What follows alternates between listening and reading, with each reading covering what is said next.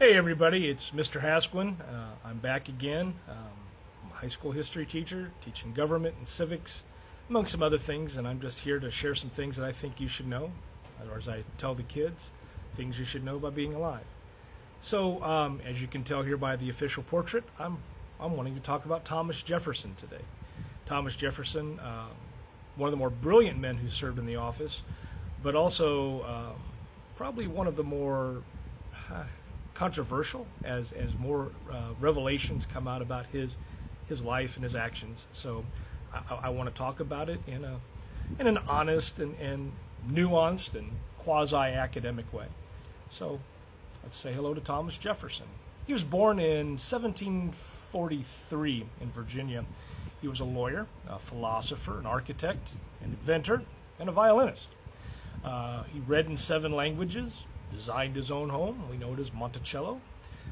But he wasn't just a thinker. He, like many men of the time, was also a revolutionary. In 1776, at just 33 years old, this red-haired wonder wrote the first draft of the Declaration of Independence.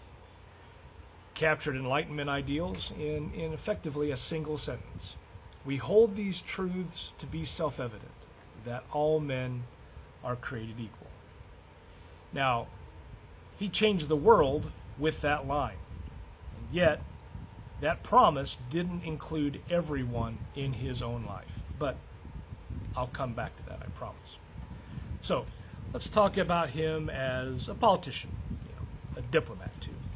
After independence was earned through the American Revolutionary War, Jefferson served as the governor of Virginia. He was a minister to France representing the United States, the first Secretary of State under George Washington, and then as Vice President under John Adams. He clashed hard with Alexander Hamilton over federal power. Jefferson wanted a small, limited central government, rooted in farmers and states' rights. We call that Jeffersonian democracy. He feared central banks and standing armies and elite control.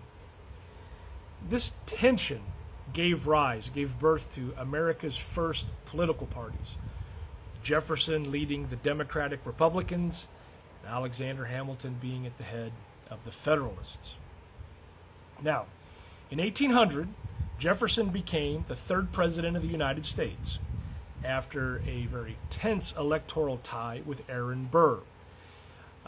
This was an odd hiccup in the Constitution because of the advent of political parties. The person who got the most votes in the Electoral College became president. The person who was runner-up, well, they became vice president. Burr and Jefferson were tied, went to the House of Representatives, and they selected Jefferson. It was quite a debacle. It leads to the adoption of the 12th Amendment to the Constitution.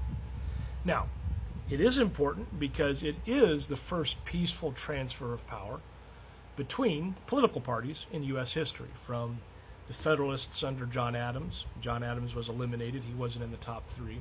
And it passed on to the Democratic Republicans. As President of the United States, Jefferson doubled the size of our country with the Louisiana Purchase.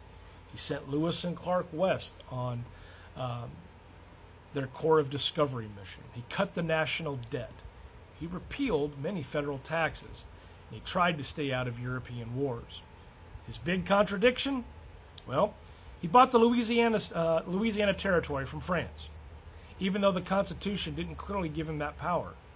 All of a sudden, Mr. Small Government, states' rights kind of guy went very federal when the opportunity knocked.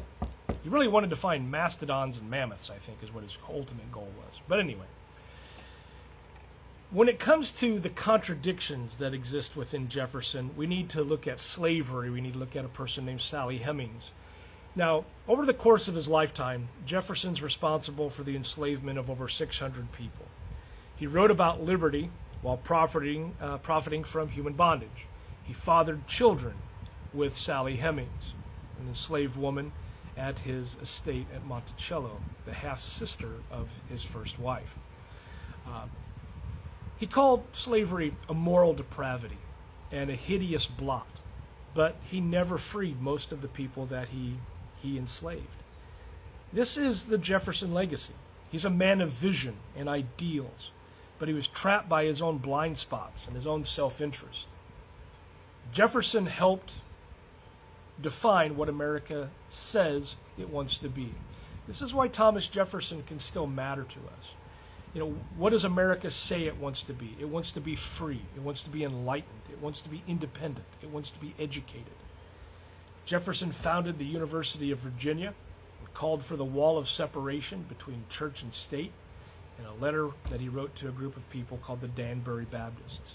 He believed that a well-informed citizenry was essential to democracy.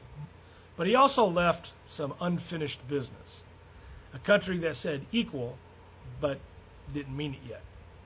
Jefferson challenges us to think harder and dig deeper and question what freedom really looks like. If you picked up something new today about Thomas Jefferson or just woke something up in you, hey, leave a like, a comment, a share, a follow, anything. And I'll do some more of these things you should know by being alive, because understanding Thomas Jefferson means wrestling with the roots of American greatness and also contradiction. Thanks for watching.